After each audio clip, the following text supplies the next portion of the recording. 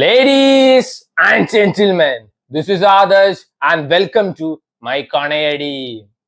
മൃത്യുഞ്ജയ് ഒരു കിഡിലൻ crime thriller ഇപ്പൊ OTT വന്നിട്ടുണ്ട്. കിഡിലൻ ക്രൈം ത്രില്ലർ എന്ന് പറയാൻ കാരണം one of the best in recent times എന്നൊക്കെ പറയാം. മൃത്യുഞ്ജയ് എന്നാണ് സിനിമയുടെ പേര്. നെറ്റ്ഫ്ലിക്സിലാണ് സ്ട്രീം ചെയ്യുന്നത്. ഒരു തെലുങ്ക് ക്രൈം ത്രില്ലർ ആണ്. തെലുങ്ക് ഒന്നും ഞങ്ങൾ കാണില്ല, ഞങ്ങൾക്ക് വേറെ ലാംഗ്വേജ് വേണം. മലയാളം, തമിഴ് എല്ലാം അവൈലബിൾ ആണ് നെറ്റ്ഫ്ലിക്സിൽ. ഒരു എക്സ്പെക്ടേഷനും ഇല്ലാതെ കണ്ട പടമാണ്. Highly satisfied, heavily satisfied. Shri വിഷ്ണുവിന്റെ പടമാണ്. അതുകൊണ്ട് തന്നെ പക്കാ കോമാളിത്തരാണെന്നാ വിചാരിച്ചത്. ആദ്യം തന്നെ എഴുതി കാണിക്കുന്നത് കിങ് ഓഫ് കണ്ടന്റ് എന്നൊക്കെ. തെലുങ്കിൽ പിന്നെ മാനത്തുള്ള നക്ഷത്രത്തെക്കാളും കൂടുതലാണ് തെലുങ്കിൽ സ്റ്റാർസ്. ഫസ്റ്റ് സീൻ തന്നെ ഭയങ്കര സീരിയസ് ആയിട്ടാണ് പടം തുടങ്ങുന്നത്. അപ്പൊ തന്നെ എനിക്ക് തോന്നി സംഭവം ഇറുക്ക്. പിന്നീട് അങ്ങട് ഗിമ്മിക്സ് ഇല്ല, അവിഞ്ഞ റൊമാൻസ് ഇല്ല, തൊലിഞ്ഞ ഒലിപ്പിക്കലില്ല, ഒരു ത്രില്ല് അടുപ്പിക്കുന്ന നല്ലൊരു പടം.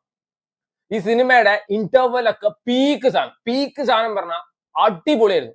ഞാൻ ഈ സിനിമ കാണാൻ തുടങ്ങിയപ്പോ തന്നെ ശ്രദ്ധിച്ച ടൈറ്റിൽ കാർഡ് എഴുതി കാണിക്കില്ല. എന്നിട്ട് ടൈറ്റിൽ കാർഡ് എവിടെ വേണ്ടി നോക്കുമ്പോ ഇന്റർവെല്ലിൽ ടൈറ്റിൽ കാർഡ് എഴുതി കാണിക്കുന്ന സീൻ ഉണ്ട് മോനെ. പീക്ക് സാധനം.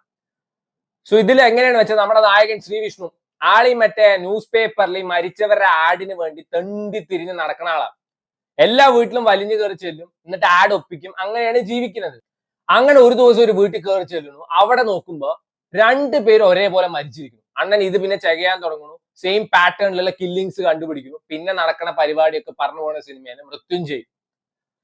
ഇന്റർവെല് കഴിഞ്ഞ പിന്നെ അങ്ങോട്ട് കിടുവാണ്. കാരണം ഇതിലെ വില്ലൻ ഒരു ലാസ്റ്റ് ഒരു 20 to 30 മിനിറ്റ്സ് വന്നിട്ട് പടം ഫുള്ള് തൂക്കിയിട്ട് പോയി. വില്ലൻ അത്രയും കിടുവായിരുന്നു. ഈ അലർച്ചയും ബഹളമൊന്നുമില്ല, സട്ടിലായിട്ട് വില്ലനിസം കാണിച്ചിട്ട് പോയി. ആളുടെ ഒരു ഗഡാഗഡിയൻ സൈസ് ഉണ്ട്, ഭയങ്കര ഒരു സ്ക്രീൻ പ്രസൻസ് ഓറയും ഫീൽ ചെയ്തു. ശ്രീ വിഷ്ണു ഒക്കെ സൈഡായി. ലാസ്റ്റത്തെ ഒരു കാറ്റ് ആൻഡ് മൗസ് ഗെയിം പ്ലേ ഉണ്ട്. സെക്കൻഡ് ഹാഫ് ഫുള്ളി കാറ്റ് ആൻഡ് മൗസ് ഗെയിം പ്ലേ. അതൊക്കെ അടിപൊളിയായിരുന്നു. എനിക്ക് നെഗറ്റീവായി തോന്നിയ രണ്ട് കാര്യം. ഒന്ന്, ക്ലൈമാക്സിൽ ഒരു കാറ്റ് ആൻഡ് മൗസ് ഗെയിം പ്ലേ ഉണ്ട്. അത് ഭയങ്കര ബോറിംഗ് ആയി തോന്നി. പിന്നെ ഇതിലെ IPS ഓഫീസർ, അസിസ്റ്റന്റ് കമ്മീഷണർ ആയിട്ട് റേബ ജോൺ ആണ്. ഇത്രയും നിർഗുണ ഒരു IPS ഓഫീസർ ഇന്ത്യയിൽ ഉണ്ടാവില്ല. ഈ കൊച്ചി എങ്ങനെയാണ് IPS എടുത്തത്? തപാൽ മാർഗം. ഒരു വിവരവും ഒരു വെളിവും ഒരു കേസ് അന്വേഷിച്ച് കണ്ടുപിടിക്കാനുള്ള കഴിവില്ലാത്ത ഒരു IPS ഓഫീസർ, ഒരു കൊമാളി IPS ഓഫീസർ. എന്തിനിങ്ങനത്തെ ഒരു ക്യാരക്ടർ തന്നെ എനിക്ക് പലപ്പോഴും തോന്നിപ്പോയി. ശ്രീ വിഷ്ണു ചില സീൻസിലൊക്കെ നൈസ് ആയിരുന്നു, പക്ഷെ ചില ഇമോഷണൽ സീനൊക്കെ തോന്നുമ്പോ വേറെ ആരെങ്കിലും ചെയ്തിട്ടുണ്ടായിരുന്നില്ല, things would have been better. പക്ഷെ വലിയൊരു സ്റ്റാറിനെ കൊണ്ടുവന്നാലും പ്രശ്നമാണ്, പടം വേറെ രീതിയിൽ പോവാ സമയത്ത്. പക്ഷെ ഇതിൽ ശ്രീ വിഷ്ണു ആയതുകൊണ്ട് നെക്സ്റ്റ് എന്താ നടക്കുക എന്നുള്ളൊരു പ്രെഡിക്റ്റബിലിറ്റി കമ്മിയാക്കാൻ പറ്റി. അതാണ് ഈ സിനിമയുടെ ഏറ്റവും വലിയൊരു പോസിറ്റീവ്. ആ cat and mouse game play was very nice. To me personally Mrityunjay ഭയങ്കര ഒരു അടിപൊളി പടം. എനിക്ക് ഭയങ്കര ഇഷ്ടപ്പെട്ട സിനിമയാണ്. സ്റ്റിൽ ഒന്ന് രണ്ട് നെഗറ്റീവ്സും ഫ്ലോസ് ഒക്കെ ഉണ്ട്. അതൊക്കെ മാറ്റി നിർത്തി കഴിഞ്ഞാൽ ഒരു ലോ എക്സ്പെക്ടേഷനിൽ അല്ലെങ്കിൽ ലെസ് എക്സ്പെക്ടേഷനിൽ പോയി കണ്ടാൽ this will definitely be a great. Vadh 2. So ഇപ്പൊ എവിടെ നോക്കിയാലും സെക്കൻഡ് പാർട്ടും തേർഡ് പാർട്ടും സീക്വൽസും അങ്ങനെയൊക്കെയാണ്. അടുത്തൊരു സീക്വലിനെ പറ്റിയാണ് നമ്മൾ ഇന്ന് സംസാരിക്കാൻ പോണത്. സോ ഒരു ക്രൈം ത്രില്ലർ സിനിമ ഇപ്പൊ OTT വന്നിട്ടുണ്ട്. അതാണ് വധ് 2. സോ ഇതിന്റെ first part very nice film പറഞ്ഞാൽ എനിക്ക് ഭയങ്കര ഇഷ്ടപ്പെട്ട ഒരു സിനിമയാണ്. നമ്മുടെ സഞ്ജയ് മിശ്ര, നീന ഗുപ്ത അഭിനയിച്ച വധ്. സോ ഞങ്ങൾ വധ് കണ്ടിട്ടില്ല, പിന്നെ എന്തിനു ഞങ്ങൾ വധ് 2 കാണണം? വധ് കാണണ്ട ഒരു നിർബന്ധവും ഇല്ല. ഫസ്റ്റ് പാർട്ട് കണ്ടില്ലെങ്കിലും ഇതിന്റെ സെക്കൻഡ് പാർട്ട് സുന്ദരായിരുന്നു കാണാം. ഇതൊരു സ്റ്റാൻഡ് അലോൺ സീക്വൽ ആണ്. ഫസ്റ്റ് പാർട്ടിത്തെ ക്യാരക്ടർ നെയിംസ് മാത്രമേ സിമിലർ ഉള്ളൂ, ബാക്കി പടമൊക്കെ നടക്കുന്നത് വേറെ യൂണിവേഴ്സിലാണ് മക്കളെ. സോ നീന ഗുപ്തയുടെയും സഞ്ജയ് മിശ്രയുടെയും പേര് സെയിം ആണ്, പക്ഷെ ഫസ്റ്റ് പാർട്ടിൽ അവർ കല്യാണം കഴിച്ചിട്ടുണ്ട്. ഫസ്റ്റ് പാർട്ടിൽ ഒരു ലോൺ ഷാർക്കിനെതിരെ ഒരു റിവഞ്ച് ഡ്രാമയാണെങ്കിൽ സെക്കൻഡ് പാർട്ട് ഒരു ക്രൈം ത്രില്ലർ ആണ്. ഇതിൽ അവർ കംപ്ലീറ്റ് സ്ട്രേഞ്ചേഴ്സ് ആണ്. സോ ഫസ്റ്റ് പാർട്ട് കാണണമെന്ന് ഒരു നിർബന്ധവും ഇല്ല. ഫസ്റ്റ് പാർട്ട് എനിക്ക് ഭയങ്കര ഇഷ്ടപ്പെട്ട ഒരു സിനിമ. എന്നാൽ സെക്കൻഡ് പാർട്ട് എന്തിന് ഇങ്ങനത്തെ ഒരു സെക്കൻഡ് പാർട്ട് അങ്ങനെ തോന്നി? ഒന്നാമത് ഈ പടം തന്നെ സ്ലോ ആണ്. മറ്റേ screenplay by Usain Bolt ഒന്നും അല്ല.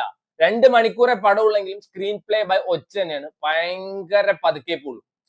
സ്റ്റിൽ നീന ഗുപ്തയൊക്കെ കിടു പെർഫോമർ അല്ലേ വേണ്ടി കണ്ടതാണ്.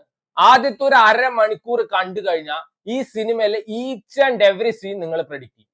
ഈ സിനിമയുടെ കഥ എങ്ങോട്ടാണ് പോകുന്നത്, അടുത്ത സീൻ എന്താണ്, എന്തിനാണ് ഇങ്ങനെ ഉണ്ടായത്, എല്ലാം പ്രെഡിക്റ്റ് ചെയ്യാൻ പറ്റും.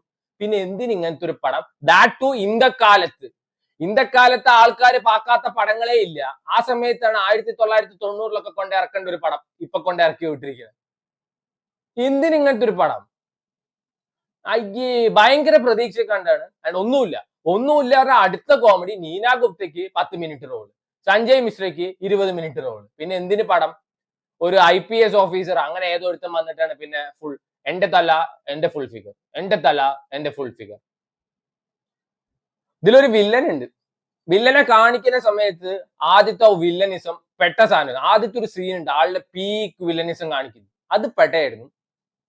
പിന്നീട് അങ്ങോട്ട് നിർഗുണൻ പറഞ്ഞ ലോക നിർഗുണൻ, കണ്ണിക്കണ്ണന്റെ തല്ലും ചവിട്ടും കിട്ടുന്ന ഒരു ഊള വില്ലൻ. സോ ഇതില് നമ്മുടെ സഞ്ജയ് മിശ്ര ആള് പോലീസിലാണ്, നമ്മുടെ നീന ഗുപ്ത ജയിലിലാണ്.